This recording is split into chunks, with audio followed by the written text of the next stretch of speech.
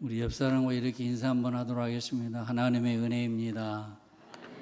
예, 하나님께서 역사하십니다. 아멘. 예수님의 3년의 그 공생의 기간을 이렇게 들여다보면은 제자들과 함께 여러 마을을 돌아다니면서 전도하시는 그런 모습을 볼 수가 있습니다. 함께 제자들과 이 전도를 하는 하나님 나라의 복음을 전파하는 이런 일들도 있지만 또 자주 제자들만 따로 보내서 복음을 전하게 하신 그런 일들도 적지 않았습니다. 한 번은 예수님께서 가이사라 빌립보 지방에 이르렀을 때에 제자들이 전도하면서 겪은 일들을 예수님께 낱낱이 이렇게 보고하는 그런 시간이었습니다. 그때에 사람들이 예수님께 보인 이 반응에 관한 내용도 있었습니다. 사람들이 예수님에 대하여서 어떻게 생각하는가, 여기에 대한 반응도 제자들이 예수님께 보고를 하지요. 사람들은 예수님에 대하여서 엘리야가 다시 산 것이다 이렇게 얘기하는 제자도 있고, 그리고 또 에레미야나 옛 선지자 중 하나가 다시 산 것이라, 그리고 또 세례 요한이 다시 산 것이라고 이렇게 보고를 했습니다. 아마도 예수님께서 여러 가지 표적과 기적을 행하는 이런 일들을 보면서 이리 생각을 했을 것 같다라는 생각이 듭니다. 그러나 이번에는 예수님께서 그렇게 보고하는 제자들을 향해서 그러면 너희는 나를 누구라고 하느냐, 이렇게 예수님께서 제자들을 향해서 묻습니다. 사람들이 나에게 대하여서 여러 가지 말을 하는데, 그런데 너희 자신은 나를 누구라 생각을 하느냐? 다른 사람들의 생각은 그러하지만 너희 자신의 생각은 어떠하며 너희 자신의 믿음은 무엇이냐? 너희는 나를 누구라고 믿고 따르느냐? 이렇게 예수님께서 제자들에게 물으신 것입니다. 이 질문은 단순한 것 같지만은 이 질문 앞에 정직하게 대면하는 것이 꼭 필요합니다. 우리가 오랫동안 신앙생활하면서 예수님에 대한 설교를 참 많이 들어왔고, 그리고 또 신앙훈련을 많이 받고 말씀을 많이 알고 여러 모양으로 우리가 열심히 사역하고 봉사를 하더라도 예수님 앞에서 주는 과연 내게 어떤 분이십니까? 예수님은 과연 나와 어떤 관계이십니까? 여기에 대한 물음을 정확하게 묻고 답을 분명하게 하셔야만 한다는 것입니다. 예수님을 따르던 이 제자들도 처음에 이 질문에 대한 정확한 답을 하지를 못했습니다. 한 번은 가버나움에 이르렀을 때에 제자들에게 예수님께서 물으십니다. 가버나움에 이르러 집에 계실 때에 제자들에게 물으시되 너희가 길에서 서로 토론한 것이 뭐냐 하시되, 그들이 잠잠하니 이는 길에서 서로 누가 크냐 하고 쟁론하였습니다. 너희들 도중에 길을 따라오면서 무엇을 논쟁했냐, 무엇을 의논했냐, 그렇게 주님이 물었을 때에 그들이 말을 하지 않는 것입니다. 그 이유가 그렇죠. 이는 길에서 서로 누가 크냐, 이걸 쟁론을 했다라는 것입니다. 주님을 따르면서 하나님 나라의 복음을 들으면서 그들은 쟁론했었던 것이, 의논했었던 것이 누가 우리 가운데에 더 크겠느냐, 이걸 생각을 한 것이죠. 어찌 보면은 현대에 살아가는 모든 사람들은 여기에 가장 커다란 그 관심을 가지고 있지 않겠는가.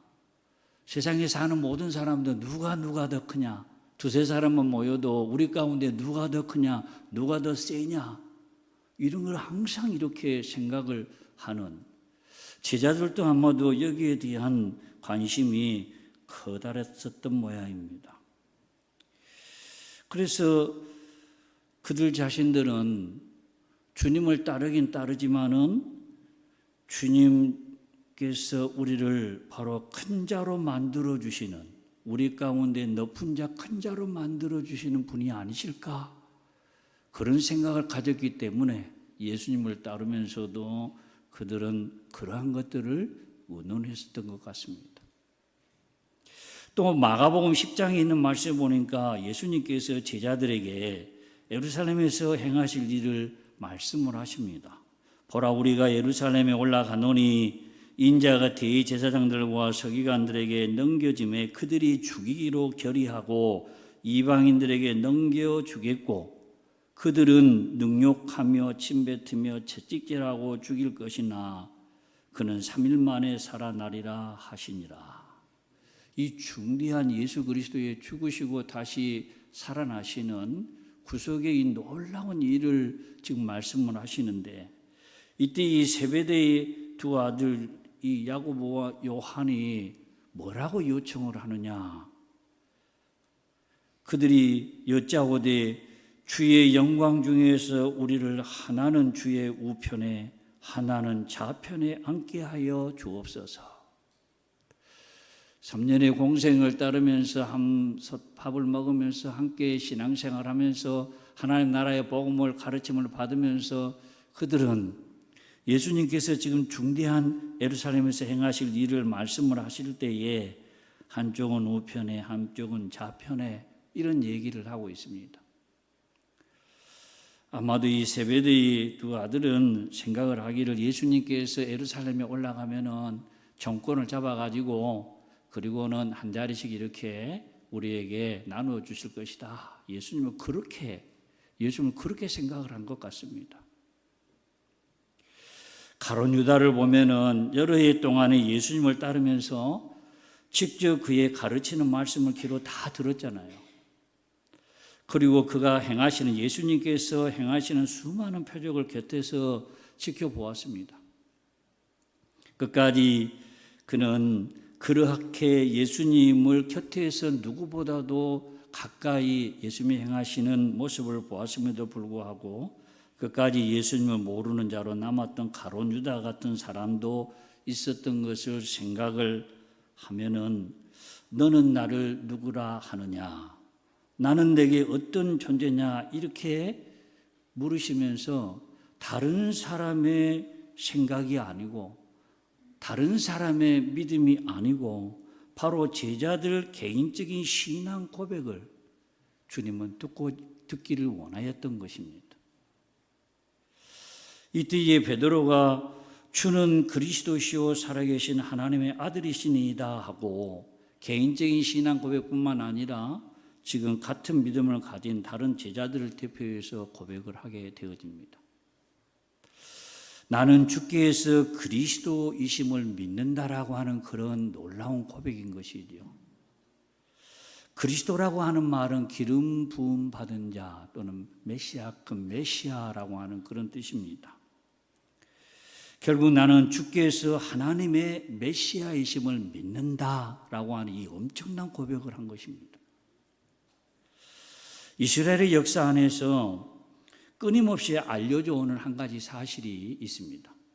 이스라엘 역사가 진행되는 가운데 끊임없이 역사 속에서 알려지기를, 드러나지기를 원했던 그것은 바로 메시아를 알리시는, 그래서 참 하나님이신 성자께서 참 사람이 되셔서 그 백성을 죄에서 그리고 사망에서 구원하시리라는 사실이 처음부터 계속해서 알려졌었고, 베드로의 신앙 고백은 바로 예수님께서 바로 이런 참 메시아이심을, 이스라엘의 역사 속에서 끊임없이 자기의 백성의 죄를 또 사망의 권세에서 건져내실 메시아에 대한 알림이 있었는데, 베드로는 바로 이 예수님께서 이런 참 메시아이심을 믿는다라고 하는 고백인 것이고, 예수님을 믿는다라고 하는 것은 이렇게 믿는 믿음을 가리키는 것입니다. 주는 그리스도시요 살아계신 하나님의 아들이시니이다. 예수님을 믿는다라고 하는 것은 이렇게 믿는다라는 것입니다.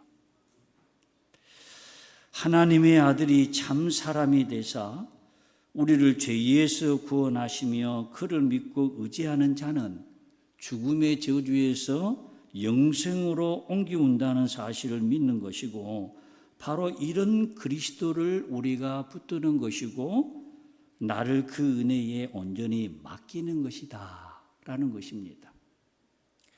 그래서 주님이 가이사랴 빌립보에서 그를 믿고 따르는 제자들에게 너희는 나를 누구라 하느냐 이렇게 물으신 질문은 바로 이런 믿음이, 바로 이 믿음이, 주는 그리스도시요 살아계신 하나님의 아들이다라고 하는 이 믿음이 제자들 안에서 확인되기 위한 것이었습니다.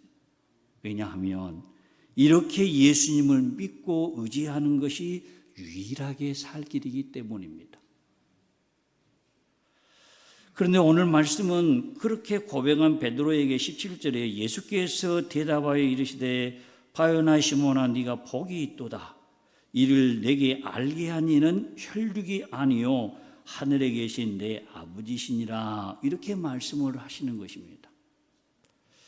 주를 이같이 알고 믿는 것, 주는 그리스도시요 살아계신 하나님의 아들이시니이다 이렇게 믿고 고백하는 이것이 참으로 복되다라는 것입니다. 이사야 53장에 있는 말씀 보면은 우리의 죄악을 담당하여 산자의 땅에서 끊어지심으로 많은 사람을 의롭게 하시려고 애언하신 그 메시아가 이 땅에 오신 것을 알고 믿는 것, 그를 영접하고 의지하는 것, 이 믿음이 참으로 복되다 그런 말씀인 것입니다. 베드로에게 달리 뭐가 있어서 복되다 그런 말이 아니에요. 우리 주변에서는 이런 사람이 복이 있다, 이런 사람이 복되다, 뭐 여러 가지 의미에서 얘기할 수 있겠죠. 베드로를 향하여서 달리 뭐가 있었기 때문에, 뭔가 갖추어졌기 때문에, 크고 놀라운 것을 소유하였기 때문에, 남들보다 더 특이한 것을 소유하였기 때문에 너는 복되다 이렇게 얘기하는 것이 아니라, 남다른 선행이 있었기 때문에 어떤 의로운 것이 있어서가 아니라 주를 이렇게 알고 믿는, 주는 그리스도시요 살아계신 하나님의 아들이다라고 이렇게 믿는 믿음을 가졌기 때문에, 그것 때문에 그래서 복되다라고 하시는 것입니다. 왜냐하면 이를 너에게 알게 한 이는 혈육이 아니다 이 말입니다. 이것을 너에게 알게 한 이는 혈육이 아니요 하늘에 계신 내 아버지이시니라. 사람의 혈육이 아니라 하나님께서 그와 같이 알리신 일이다라는 것이죠. 베드로는 예수님으로부터 부르심을 받고 우리가 알다시피 어부의 생업을 다 버리고 그를 예수님을 쫓아다니면서 많은 말씀을 들었잖아요. 그리고 말씀을 배우면서 때로는 제자들만을 따로 불러서 비유를 자세히 설명하는 특별 과외를 받기도 했어요. 예수님께서 이와 같이 남들보다 더 특이한 수많은 표적을 곁에서 지켜보면서 과연 이분은 어떤 분이실까? 과연 이분은 누구신가? 그러면서 그런 질문을 스스로 자신에게 던져보았을 것 같습니다. 자신이 안팎으로 경험한 것들을 두고서 많이 생각하고 기도하였을 것 같습니다. 그러나 베드로의 이런 배움이라든가 또는 그가 예수님을 따르면서 여러 가지 보았던 이런 표적, 경험, 그의 생각, 기도, 그리고 그가 예서 노력한 그 어떤 수고가 그로 하여금 믿게 만드는 것이 아니다라는 것입니다. 그의 모든 경험과 배움과 노력은 아무 성과 없이 끝날 수도 있었습니다. 왜냐하면 가룟 유다가 바로 그 증인이거든요. 다른 제자들과 똑같이 가룟 유다도 부르심을 받았잖아요. 그리고 주를 처음부터 따라다니면서 주의 말씀을 듣고 주께서 행하시는 그런 표적과 놀라운 기적들을 다 지켜보면서 아마 다른 제자들과 같이 전도 나갈 때 너는 나중에 전도해라고 빼놓지 않았을 거예요.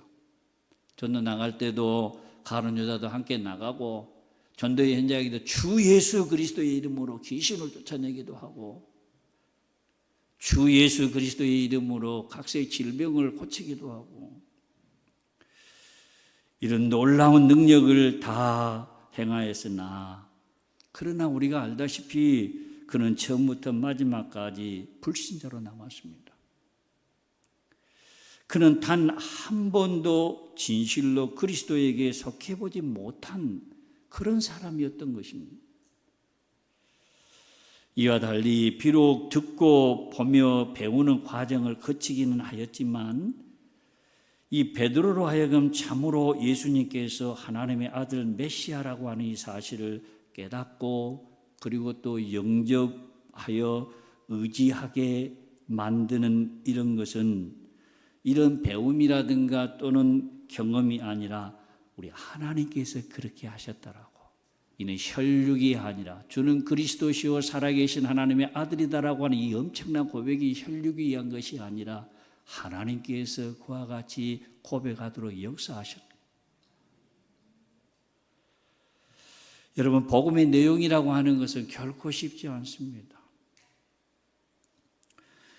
복음의 내용은 결코 쉽지 않아요. 그 뜻을 깨달아 아는 것은 사람의 마음대로 되는 것이 절대 아닙니다. 자신이 죄인이라고 하는 사실을 사람은 깨닫지를 못해요. 사람들은 자기 옳음에 다 함몰되어져 있습니다. 모두가 다 자기 옳다라고 그렇게 생각을 합니다. 그런데 마태복음 7장 3절 이하에 보니까 어찌하여 형제의 눈 속에 있는 티는 보고 네 눈 속에 있는 들보는 깨닫지 못하냐. 보라, 네 눈 속에 들보가 있는데 어찌하여 형제에게 말하기를 나로 네 눈 속에 있는 티를 빼게 하라 하겠느냐. 눈 속에 들보가 있다라고 주님이 말씀을 하십니다. 우리는 형제나 자매의 티를 보면서 네가 잘했냐, 네가 잘못했냐 계속해서 윤리나 도덕적인 차원에서 잘잘못에 그런 평가를 하지만 그런 우리를 향하여서 주님은 네 눈 속에 들보 있어 이렇게 말씀을 하는 것입니다.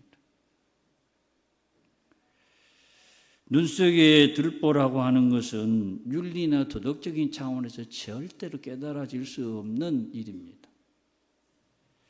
오직 내 눈 속에 들보가 있다라고 하는 것이 언제 발견이 되느냐, 깨달아지느냐 하면은 십자가를 바라볼 때에 나 같은 죄인을 위하여서 예수님께서 십자가의 못을 박아 돌아가시기까지 그렇지 아니하면은 내 죄가 용서를 받을 수 없으니까 아버지께서 아들을 보내서 십자가의 못을 박아 죽이시기까지 우리의 죄, 나의 죄는 그렇게 커다란 죄, 그 이하로는 해결이 안 되니까 아들을 친히 보내서 십자가의 못을 박으셔야만이 나의 죄가 해결이 되어지기 때문에 예수님의 십자가의 못 박히심을 바라봄으로 바로 자기 자신이 죄인이다라고 하는 사실에 대해서 눈이 열어질 때에 그때 내 안에 들보가 있구나. 이것을 보게 되어지는 것입니다. 복음은 이와 같이 쉬운 내용이 아니에요. 요한복음 3장 16절에 우리가 잘 아는 하나님의 세상을 이처럼 사랑하사 독생자를 주셨으니 이는 저를 믿는 자마다 멸망치 않고 영생을 얻게 하려 하심이다라고 하는 이 놀라운 엄청난 하나님의 계획이 선포되고 있습니다. 그렇지만은 하나님의 일을 사람으로는 경험하지도 배우지도 생각지도 못한 내용이기 때문에 그것을 깨달아 아는 것도 어렵지만 그것을 받아들일 수가 없어요. 사람의 생각으로는 이해가 안 가는 것이죠. 어찌 우리가 죄인이다라고 하는 사실을 사람의 배움으로 사람의 경험으로 그렇게 고백할 수 있겠습니까? 그 복음을 우리가 믿고 하나님께 자기의 영혼과 몸과 삶을 온전히 맡긴다라고 하는 것 더더욱 어려운 일인 것이죠.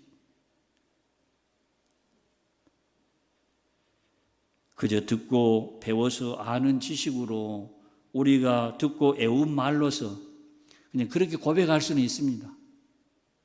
교회 안에서 여러 가지 이제 구속의 도리를, 십자가의 도리를, 은혜의 도리를 다 이렇게 배워 듣고 아멘하고 그렇게 우리가 믿는다라고 고백은 할 수는 있어도 마음으로 깨닫고 자기의 영혼과 몸과 삶을 온전하게 맡긴다라고 하는 건 결코 쉬운 일이 아니에요. 그래서 예수님께서는 이를 너에게 알게 한 이는 혈육이 아니라 이리 말씀을 하고 있습니다. 사람으로서는 이런 지식과 사람으로서는 이런 믿음이 불가능하다라는 그런 말씀입니다. 그래서 하늘에 계신 내 아버지께서 너에게 계시하셨다, 나타내셨다, 이리 말씀을 하시는 것이죠.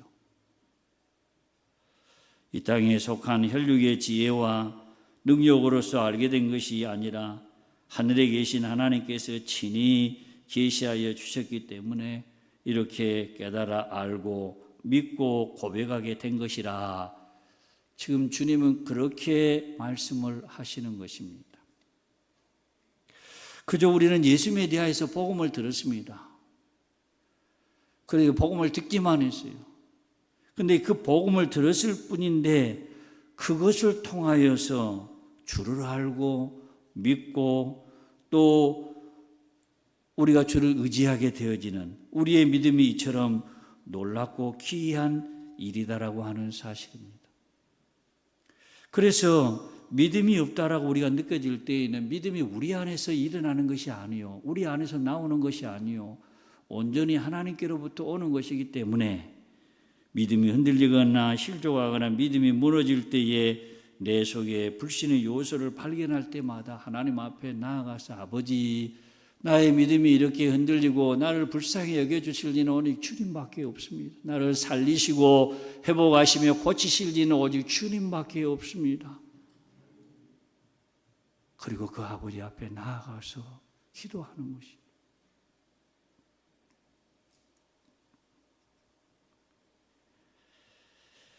베드로에게 복을 선언하신 후에 그리고 난 이후에 너는 베드로라 내가 이 반석 위에 내 교회를 세우리니 음부의 권세가 이기지 못하리라 이리 말씀을 합니다. 너는 베드로라 이렇게 하신 말씀은 지금까지 바요나 시몬이라 네가 불리었는데 너는 바요나 시몬이었다. 그런데 이제부터는 베드로라는 새 이름을 예수님께서 주시는 것입니다. 성경을 보니까 하나님으로부터 새 이름을 받는다라고 하는 것, 그 새 이름을 이렇게 주실 때에는 더불어서 그들의 생애가 이전과 완전히 달라졌던 그런 인물들이 늘 소개되고 있습니다. 우리가 잘 아는 그 높은 자의 압이라고 하는 뜻을 가진 아브람 대신에 열국의 압이라고 하는 아브라함으로 이렇게 하나님 고치시고 사례를 사라로 바꾸어서 열국의 어미가 될 것이라고 이렇게 알리고 야곱이라고 하는 이름은 발 뒤꿈치를 잡는 자, 속이는 자 그런 뜻인데 하나님께서 이스라엘이라고 하는 이름으로 바꾸어 줬습니다. 그래서 하나님의 나라의 상속권을 최종적으로 획득한 너는 승리자다. 그렇게 고쳐주시는 거죠. 마찬가지로 이 바요나 시몬에게도 새로운 존재가 되게 하는 바로 그의 믿음, 그리고 그 믿음의 내용으로 베드로라고 하는 새로운 이름을 주셔서 그로 하여금 반석과 같이 견고한 자가 되게 하실 것으로 그렇게 보이시는 것입니다. 이어서 내가 이 반석 위에 내 교회를 세우리니 음부의 권세가 이기지 못하리니 이렇게 하십니다. 바요나 시몬에게 베드로 반석이라는 새 이름을 주시고 내가 이 반석 위에 내 교회를 세우겠다고 함으로 얼핏 우리가 생각하기에 예수님께서 그의 교회를 베드로 위에 세우시겠다라고 하시는 이런 말씀으로 우리가 오해하기 쉽습니다. 그러나 베드로라고 하는 한 인간 위에 하나님의 교회가 세워진다라고 하는 것은 말이 되지 않는 것이죠. 베드로가 주는 그리스도시요 살아계신 하나님의 아들이십니다. 이 엄청난 고백을 하고 바로 그 다음에 마가복음 8장에 있는 말씀에 보니까 예수님께서 그 고백 이후에 이같이 얘기해요. 인자가 많은 고난을 받고 장로들과 대제사장들과 서기관들에게 버림받아 죽임을 당하고 사흘 만에 살아나야 할 것을 비로소 그들에게 가르치시되 드러내놓고 이 말씀을 하시니 베드로가 예수를 붙들고 항변을 합니다. 항변. 어떻게 그럴 수가 있습니까?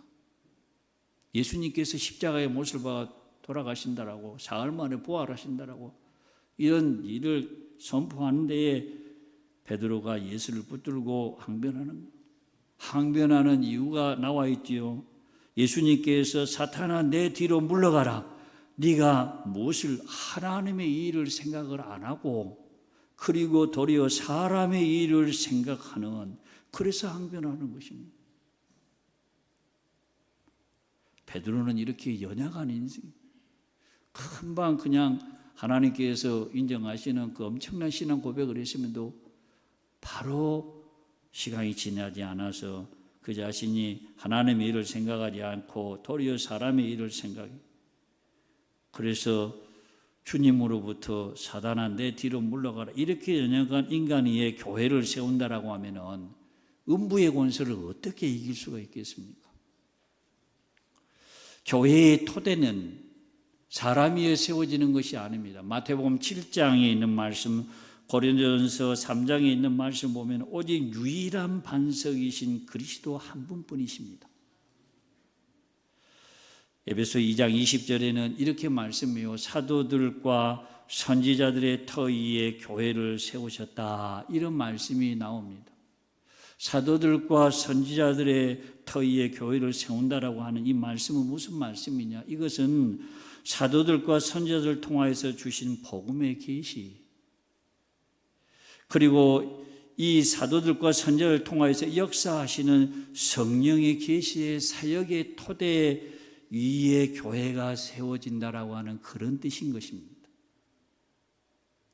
만일에 베드로라고 하는 인물 위에 교회가 세워진다라고 하면 교회가 음부의 권세를 이길 수가 없는 그런 어려운 가운데 처하게 됩니다. 주님이 이 반석 위에 내 교회를 세우리라 하신 것은 바요나 시몬을 베드로가 되게 했던, 바요나 시몬이었는데 그를 베드로가 되게 했던 주는 그리스도시요 살아계신 하나님의 아들이라고 하는 그 믿음과 그 고백 내용 위에 세우시겠다라는 것입니다. 예수님께서 살아계신 하나님의 아들이시다라고 하는 신분과 그리고 메시아로서의 그 이루실 일의 능력, 예수님께서 우리의 죄를 짊어지시고 십자가에 죽으시고 사흘 만에 부활하시고 그리고 우리의 대속이 온전하다라고 하는 것이 성천을 통하여서, 그리고 하나님 앞에 나아갔을 때 성령을 보내심으로 메시아로서의 이루실 일의 이 능력과 권세가 그가 세우실 이 교회를 강하고 그리고 견고하게 함으로 음부의 권세조차 교회를 이길 수 없는 그런 일이 되는 것 아니겠습니까? 예수님께서 내가 이 반석 위에 내 교회를 세우리라 이 하신 말씀은 예수님께서 하나님의 아들 메시아라고 하는 사실이에 이것을 믿고 고백하는 그 신앙 고백 위에 그의 교회를 세우시겠다라고 하는 그런 뜻입니다. 그리고 이런 믿음을 고백하는 자들로 세워지는 그리스도의 교회 공동체, 이 신앙의 고백으로 교회는 세워지는 것이고, 이 신앙의 고백 위에서 하나님께서는 자기의 백성들 가운데 거하시기를, 친히 거하시기를 기뻐하시는 건강한 교회 공동체, 주는 그리스도이시오 살아계신 하나님, 예수님은 그리스도이십니다. 사망과 죄의 권세에서 건져내시는 메시아 그리스도이시고 하나님의 아들이십니다. 교회가 이 고백 위에 든든히 세워질 때에 강하고 견고하여서 죄와 사망의 권세를 능히 이기리라고, 음부의 권세를 능히 이긴다라고 하는 이런 권세를 교회가 가지게 되어지는 것입니다. 그래서 성도는, 교회는 피조물의 힘으로 싸우는 게 아닙니다. 우리의 사이즈의 힘으로 싸우는 게 아니고 소유의 능력으로 싸우는 게 아니고 자기가 뭔가를 확보하는 것을 가지고 싸우는 게 아니고 피조물의 능력으로 싸우는 게 아니고, 그러면은 죄를 이길 수도 없고 마귀를 이길 수도 없고 세상을 이길 수 없습니다. 피조물의 능력으로 죄를 못 이깁니다. 피조물의 힘으로는 이 사망을 이길 수가 없고 또한 죄를 이길 수가 없습니다. 오직 주는 그리스도시요 살아계신 하나님의 아들이라고 하는 이 믿음이 교회 공동체 안에서 용서로 사라지고 은혜로 사라지고 믿음으로 사라지고 사랑으로 사라지고 기도로 사라지고 말씀을 결론으로 삼아서 살아갈 때에 승리가 올 줄로 믿습니다. 교회는 그것이 권세입니다. 사랑이 제일이 되어져야 그것이 권세인 것입니다. 용서로 싸우는 것입니다. 믿음으로 싸우는 것입니다. 기도로 싸우는 것입니다. 기도할 때에 마귀가 대상 역사하는 사망의 권세를 깨뜨릴 수 있는 것은 은혜와 또 말씀을 결론으로 삼고 나아갈 때에 사망의 권세를 깨뜨릴 수 있는 것 아니겠습니까? 피조물을 가지고는 아무것도 그런 일들을 할 수가 없습니다. 뿐만 아니라 이렇게 그리스도에 대한 참된 신앙 고백 위에 세워지는 이 교회 공동체의 권세는 땅에서 맺고 푸는 것이 하늘에서도 유효한 그런 권세를 가지는 것을 가르치고 있습니다.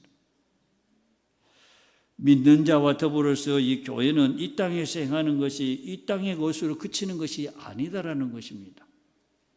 하늘에 속한 신령한 일이 되고 우리 믿는 성도들도 교회 공동체 행하는 이런 모든 일들이 하늘의 보물을 쌓는 것이 되어서 그것이 영원한 가치를 가지고 영원한 의미를 잃지 않는 그런 특별한 존재, 특별한 권세를 교회 공동체가 성도들이 지니고 있다는 것입니다. 세상의 모든 일은 죽음 앞에 다 무릎을 꿇습니다. 주먹을 넘어갈 수 있는 것은 아무것도 없습니다. 죽음 앞에 모든 것들은 다 무릎을 꿇을 수밖에 없습니다. 결코 죽음의 권세를 이길 수 있는 피조물의 능력은 없어요. 그렇지만은 믿는 자가 행하는, 교회 공동체가 행하는 이러한 일들은 결코 죽음에 종속될 수 없고 하나님께 모든 것이 다 올려지는 그런 특별한 권세를 교회가 가지고 있습니다. 그래서 마태복음 10장 42절에 누구든지 제자의 이름으로 이 작은 자 중 하나에게 냉수 한 그릇이라도 주는 자는 내가 진실로 너에게 이르노니 그 사람이 결단코 상을 잃지 아니하리라 하시니라. 냉수 한 그릇을 대접하는 이러한 일들까지라도 주님이 뭐라고 결단코 상을 잃지 아니한다. 무너지지 않습니다. 성도가 냉수 한 그릇을 대접하는 것도 죽음 앞에 끝이다, 잊어버린다, 사람들은 그리한다 할지라도 죽음을 건너가는 것입니다. 하나님 앞에 기억되는 것입니다. 요한 사도는 이 비밀을 계시록 14장 13절에서 이렇게 밝히고 있어요. 또 내가 들으니 하늘에서 음성이 나서 가로되 기록하라. 지금 이후로 주 안에서 죽는 자들은 복이 있도다 하시며 성령이 가라사대 그러하다 저희 수고를 그치고 시리니 이는 저희의 행한 일이 따름이라 하시더라 합니다. 저희의 행한 일이 따른다, 죽음을 통과한다. 하나님의 백성들이 행하는 모든 일들은 하나님의 나라에까지 하나님께서 기억하시는 저희의 행한 일이 따름이라. 바울은 골로새 3장에서 믿는 자들을 향해서 그래서 이의 것을 찾으라, 이의 것을 생각하고 땅의 것을 생각하지 말라 이리 말씀합니다. 하늘에 속한 자로서 행하는 일들이 이 땅의 일로만 그칠 수는 없다라는 것이죠. 땅에서 행하는 일이 하늘에서도 유효한 그런 권세를 교회가 또 성도들이 가지고 있는 것입니다. 우리 행하는 일들은 그냥 땅에 묻혀지는 일이 아니라 내게 속한 것으로만 끝나는 것이 아니라 하나님 앞에 기억되는, 하나님 앞에 제물로 드려지는 그런 놀라운 권세가 오늘 이 베드로에게 예수님께서 말씀하시는, 내가 천국 열쇠를 내게 주리니 내가 땅에서 무엇이든지 매면 하늘에서 매일 것이요 네가 땅에서 무엇이든지 풀면 하늘에도 풀리리라. 그 말씀의 의미가 되어지는 것입니다. 바라기는 나의 배움과 나의 경험이나 나의 지식과 지혜가 아닌, 혈육이 아닌 하나님께서 친히 알게 하신 결과로 주를 알고 믿는 이 믿음, 주는 그리스도시요 살아계신 하나님의 아들이다라고 하는 이 믿음이 음부의 권세를 이기는 그런 것으로 나타나고, 그리고 우리가 행하는 모든 일이 땅의 것으로 그치는 것이 아니라 하늘에 속하는 신령한 일이 되는 결과로 성도의 본질이 드러나고 교회의 본질이 드러나시기를 주님의 이름으로 부탁을 드립니다. 아멘. 기도하겠습니다. 거룩하신 하나님 아버지, 감사합니다. 하나님께서 우리를 사랑하시는 중에 복음의 비밀을 혈육이 아닌 사람의 지식이나 사람의 결단의 의지가 아닌 주께서 친히 우리 안에서 드러내 나타내 주심으로 우리로 하여금 신앙의 온전한 고백, 우리를 살리는 신앙의 고백 안에 설 수 있도록 은혜를 베풀어 주신 것 감사합니다. 아버지께서 주시는 이 은혜로 우리가 이 음부의 권세를 이기는, 우리의 행하는 모든 일들이 하나님 앞에 제물로 올려드려지는 이런 일상이 우리의 삶 속에서 열어지도록 은총을 베풀어 주시옵소서. 예수님의 이름으로 기도하옵나이다.